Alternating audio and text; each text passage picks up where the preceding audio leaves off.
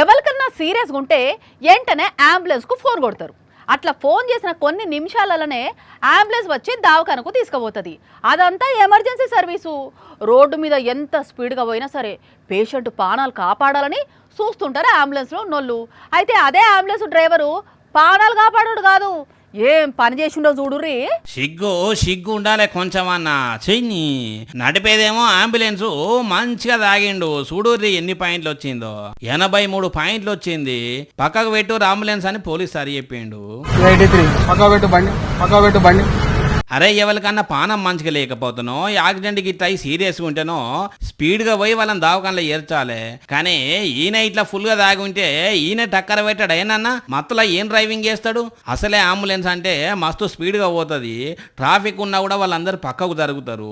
ఎర్ర సిగ్నల్ పడ్డా కూడా పేషెంట్ల ప్రాణాలు కాపాడాలని చెప్పి ముందుకు పోతుంటారు.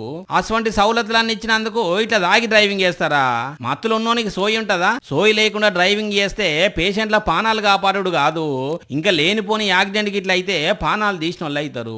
ఇది ఎక్కడా అంటే హన్మకొండ జిల్లా కేంద్రంలో ఉన్న అశోక థియేటర్ జంక్షన్ లో డ్రంక్ అండ్ డ్రైవ్ పరీక్షలు చేస్తుంటే ఇంకో ఈ అంబులెన్స్ డ్రైవర్ కనబడ్డాడట.